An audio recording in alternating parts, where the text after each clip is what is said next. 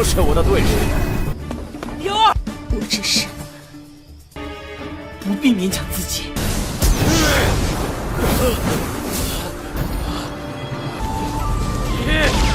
大索命术，什么？我这次机会，难道我还？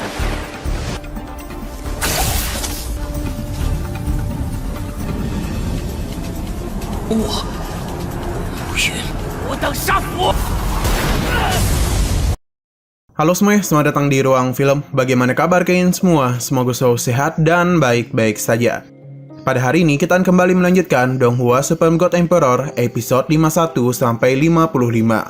Di bagian sebelumnya, di kediaman Xing Ming, Muyun berhasil menyembuhkan Xi Yufeng dari penyakit lumpuhnya.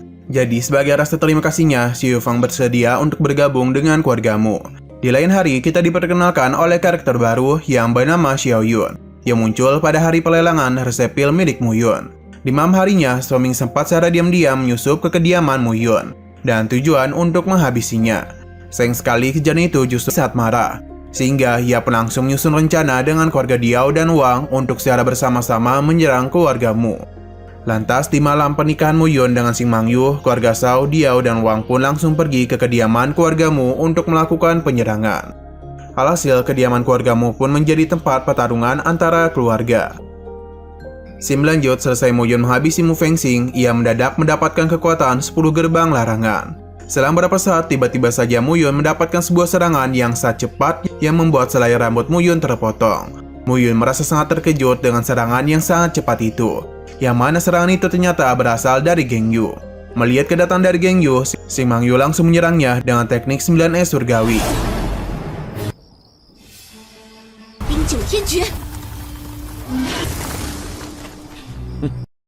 Sayangnya, serangan itu dapat mudah dipatahkan oleh Geng Yu. Geng Yu mengaku sangat tertarik dengan kekuatan es milik Xing Mangyu. Menurutnya, jika ranah Xing Mangyu berada sedikit lebih tinggi dari ranahnya yang sekarang, maka pasti akan sangat merepotkan untuk dirinya lawan.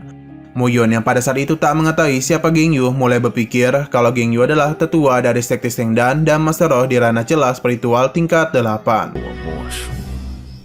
Dan lebih dulu, tak tinggal diam saja, Geng Yu bergegas memberikan perlawanan. Hingga hal itu pun membuat Xing Mangyu jatuh dan tak berdaya. Untung saja Muyun sempat menangkap.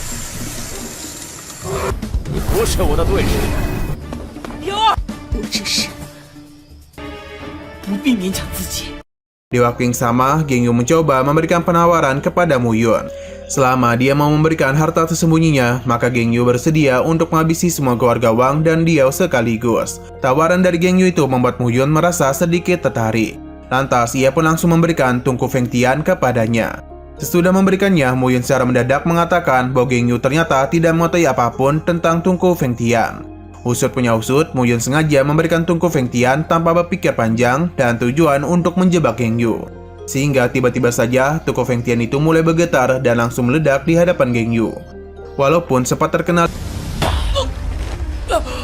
hatinya untuk melindungi tubuhnya, maka seharusnya dia itu sudah meninggoy karena ledakan tungku Feng Tian. Tak menyerah begitu saja, Muyun tetap saja mencoba menyerang Geng Yu. Akan tetapi, tinju dari Muyun dapat dengan mudah ditahan oleh Geng Yu. Selain itu, Geng Yu juga melepaskan serangan sampai membuat Muyun terlempar. Tak berhenti sampai tak berdaya, hingga hal itu pun menyebabkan sebuah ledakan.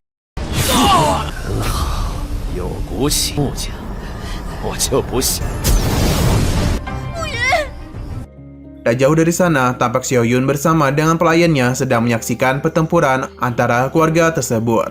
Mereka berdua juga merasa sangat cemas dengan Muyun yang baru saja terkena serangan dari Geng Yu barusan. Geng Yu yang berpikir kalau Muyun sudah meninggoy malah berniat ingin menculik Xing Mangyu. Menyadari hal demikian, Xin Ziyu pun mencoba menyerang Geng Yu. Namun, Geng Yu berhasil menggagalkannya hanya dalam sekali. Yu pun bergegas melepaskan serangannya kepada Muyun. Akan tetapi, serangannya itu dapat ditahan dengan mudah oleh Muyun. Muyun memberitahu bahwa kekuatannya ini adalah sebuah kekuatan mematikan di Supreme Titarian Avenue yang dia pelajari selama 50 tahun.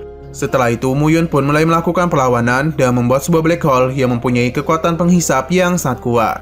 Tak berhenti sampai di situ, Muyun kemudian segera membuat sebuah segel yang membuat Geng Yu tak dapat lari kemanapun. Alhasil, Geng Yu pada akhirnya berhasil dilenyapkan akibat terhisap ke dalam black hole tersebut.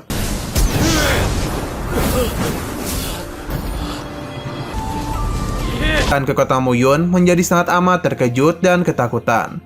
Di waktu yang sama, ketika Xiao Mingyu mencoba menculik Xing Mangyu, ia langsung dihabisi oleh Muyun hanya dengan satu kali serangan. Setelah berhasil menghabisi Xiao Mingyu, Muyun mendadak tak berdaya dan terjatuh ke bawah. Melihat hal itu, tiba-tiba saja muncul seorang murid pribadi dari sekte Shengdan yang bernama Bei Yuentian.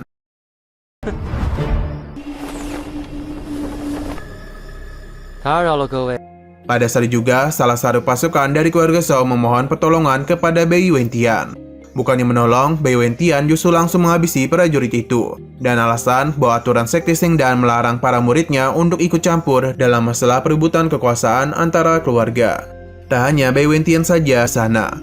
Mo Xiaoran kemudian mengatakan kalau Xing Mangyu sebentar lagi akan menjadi adik iparnya di masa depan. Selain itu, ia juga memberitahu bahwasanya atas perintah dari gurunya, mereka bertiga ditugaskan untuk menjemput Xing Mangyu.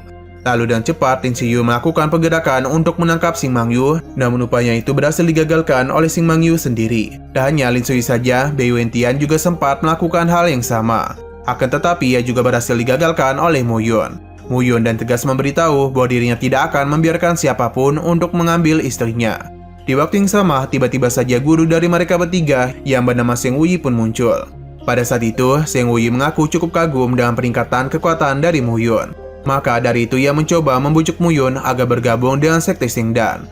Padahal demikian, Muyun secara mentah-mentah menolak ajakan tersebut, sehingga penolakan Muyun justru membuat Zheng Wuyi langsung memberikan serangan. Serangan dari Zheng Wuyi itu membuat Muyun sangat kewalahan untuk bisa menahannya. Untung saja ia sempat diselamatkan oleh ayah kandungnya yang baru saja tiba, yaitu Mu Xingyu. Menyadari kedatangan Mu Xingyu, Zheng Wuyi dan bersama 3 muridnya langsung menculik Xing Mangyu dan pergi dari sana.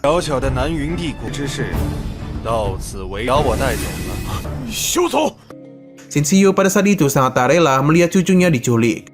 Lantas, Mu Xingyu pun memberitahu bahwa Zheng Wuyi dan 3 muridnya bukanlah lawan yang mudah untuk dia kalahkan. Lebih lagi, Xing Mangyu akan baik-baik saja dan tidak akan mungkin disiksa oleh mereka. Setelah itu, Mu Xingyu yang ternyata sudah menyadari keberadaan dari Xiao Yun dan pelayannya langsung memanggil mereka berdua. Pada saat Xiao Yun dan pelayannya menampakkan diri mereka, kemudian Xiao Yun menjadi sangat terkejut karena ia merasakan tubuh Mu Yun yang sangat dingin. Ia juga tak menemukan jejak kehidupan lagi di dalam tubuh Mu Yun. Bukannya terkejut, Mu Xingyu justru dan santai mengatakan kalau mati atau tidaknya Mu Yun itu dar. Hal demikian membuat Xiao Yun dan pelayannya menjadi sangat terkejut.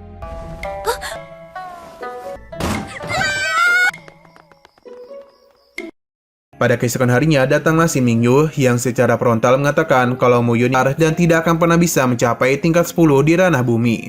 Mu Yun kemudian dan santai mengatakan bahwa Mu Yun ke ibu kota, yaitu kota Nanyun. Selain itu, di kota Nanyun nanti, Mu Yun akan segera bertunangan dengan putri dari pemimpin keluarga Xiao, yaitu Xiao Yun. Selang beberapa saat, muncullah 2 pengawal utusan dari Xing Mingyu yang mungkin dia itu masih memiliki kesempatan untuk menyelamatkan Xing Mangyu. 一切都是为了穆家。女儿托付给你，就是想，没想到到头来，我这个做父，我明白。 Pada malam harinya, terlihat Mu Yun sedang berkultivasi dan mulai menyadari jika ingin menerapkan ritual, maka dirinya harus mengakumulasi selangkah demi selangkah. Di saat yang bersamaan, ia tiba-tiba saja mendapatkan gangguan berupa serangan yang sangat cepat. Lantas, ketika Mu Yun mencoba mengejarnya, ternyata orang yang baru saja mengganggunya adalah Miao Jing. Kemudian Miao Jing secara terang-terangan mengatakan kalau ia sempat mendengar sebuah kabar mengenai Mu Yun yang mencuri tungku Feng Tian milik sekte Shengdan. Tanpa ada niatan buruk, Miao Jing mengaku hanya sekedar bertanya saja. Ia merasa seorang jenius seperti Mu Yun pantas mendapatkan tungku Feng Tian tersebut. Dari ucapan Miao Jing, Mu Yun mulai menyadari kalau ternyata Miao Jing seorang alkemis yang merupakan bagian dari sekte Shengdan. Kemudian Miao Jing mengatakan kalau ia ingin menanyakan sesuatu dan meminta saran kepada Mu Yun. Belum mengajukan pertanyaan, Mu Yun tiba-tiba saja mengetahui apa yang dimaksud oleh Miao Jing, sehingga ia langsung memberikan sebuah kertas yang berisikan jawaban dari pertanyaan. Di sisi lain, seorang putra tertua dari keluarga Mu, yaitu Shen Ming, yang merupakan anak dari selir Mu Xingyu, sedang mengkhawatirkan posisi pemimpin muda, yang mana tentu saja hal ini akan dipegang oleh Mu Yun. Lantas, ibunya pun berusaha menenangkan Shen Ming dan mengatakan kalau ia akan melakukan apapun untuk memastikan anaknya menjadi pemimpin muda. 手上了，我可不愿意。恐怕早就忍不住。倘若慕云真林家他们能够允许。 Singkat waktu, Mu Yun akhirnya sampai di kediaman keluarga Mu di kota Nanyun. sehingga ia pun langsung disambut oleh beberapa prajurit keluarga. Di sana juga banyak dari selir-selir dan anak-anaknya Mu Xingyu yang menyambut kedatangan Mu Yun. Kemudian Mu Yun terang-terangan mengatakan kalau dirinya tidak tertarik dengan sambutan dan sapaan palsu seperti barusan. Tak terima dengan ucapan Mu Yun, ibu dari Zheng Ming pun langsung memarahi Mu Yun yang menurutnya tidak sopan. Dan santai Mu Yun menjawab kalau dirinya sekarang ada pemimpin muda keluarga Mu, sehingga semua yang dia lakukan kepada Mu Xingyu tidak ada hubungannya dengan para selir-selir Mu Xingyu. Salah seorang selir lainnya kemudian menyarankan Mu Xingyu agar mengadakan kompetisi adu kekuatan untuk membuktikan siapa yang pantas menjadi pemimpin muda. Ia sengaja mengatakan itu dengan tujuan agar putranya yang bernama Xing Tian bisa mendapatkan kesempatan untuk menjadi pemimpin muda. Berdasarkan itu, Mu Yun dengan senang hati menerimanya. Ia juga mengatakan jika nanti Xing Tian terluka parah, maka dirinya tidak akan bertanggung jawab. Tak terima dengan ucapan Mu Yun, Xing Tian langsung mencoba menyerang Mu Yun. Akan tetapi, Xing Tian justru dikalahkan oleh Mu Yun hanya dengan satu kali serangan saja. 好歹是灵窍近2处，怎么能够担任少族长的位？都敌不过，丢了。人很是他们。记住，这个不一定是主宰者。 Beberapa saat kemudian di kamar Mu Yun, ia terlihat sedang mencoba menemukan sebuah seni bela diri yang kuat di gulungan Juxian. Hal itu dilakukan supaya dia bisa menerobos kemacetan dalam kultivasinya. Lalu ia menemukan sebuah teknik tubuh guntur surgawi, yang mana teknik itu menggunakan guntur sejati untuk dimasukkan ke dalam tubuh dan menggunakannya untuk menempa tubuh.